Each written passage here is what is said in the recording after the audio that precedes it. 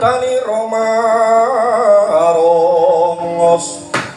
medal saka tungkul perjagalan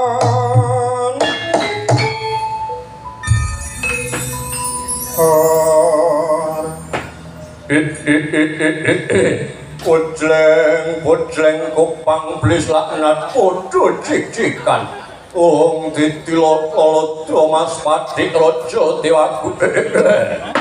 ana satria bagus prasasat bagus tanpa cacat sapa kang dadyaran ukisana sapa kang dadyaran ukisana buta sebutmu sing murang tata pating palencrat kidung sujune ora ngenani badan saliraku umpama tumempel kidung ana ing badan saliraku kelakon tak tanduri tumbak semu jingga lempenging buta gedhe sujananing satriya sadurunge tak wangsuli bali sapa kang dadyaranmu saka ndi kang dadi dangkam wah kurang ajar ditakoni durung tambang brantang ikal wicara bales takon nyanda dongko dasar para nyata buta beteng betah nganiaya marang liyan batang badheg badha kamu jurang trebis pombenamu dongko papan panggonaning raseksa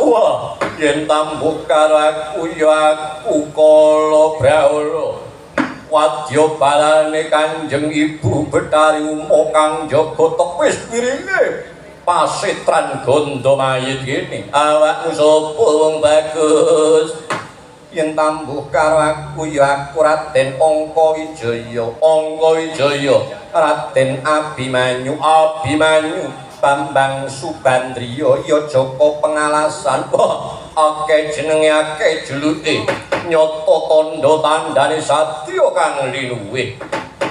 sing ana mburimu ku sapa ana wong tuwek ukuran beluk nganggo kekuncung nek takon karo aku jenengku Semar Lurah ana nggone Klampe Sireng sing mburi dhewe sapa ana wong ndek penteyek mripate abang mendolo nganggo kuplukan sing mburi dhewe sapa jenengmu sapa aku jenengmu sapa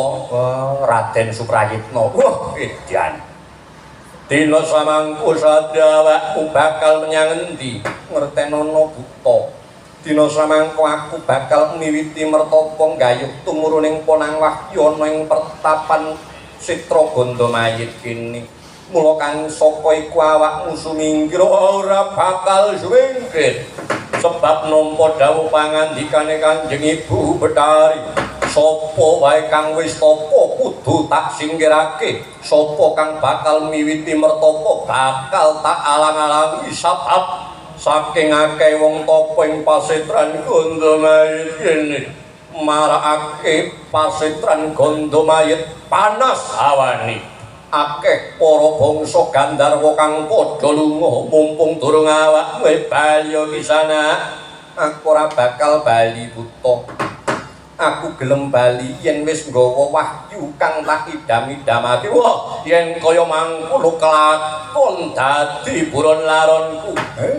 kok apa mok ngono ndaramu ya nak lah kono jange nandi lho moyah mene wetengku senep nak aku kudu ngisis nak ya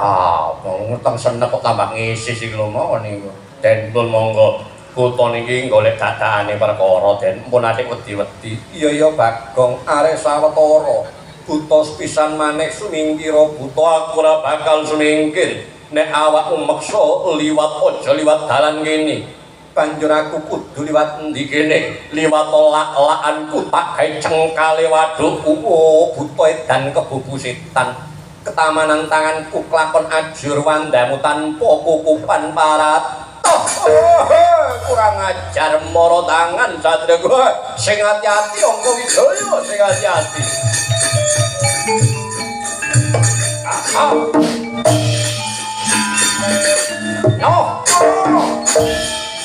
Aduh. Arep.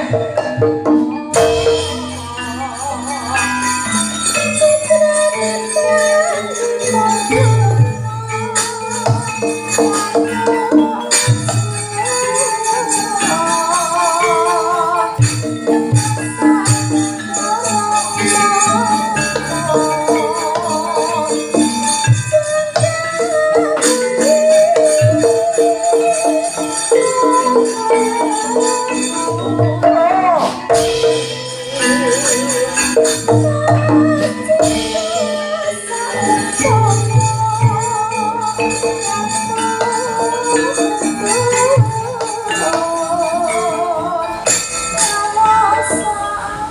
isih kena tak eman,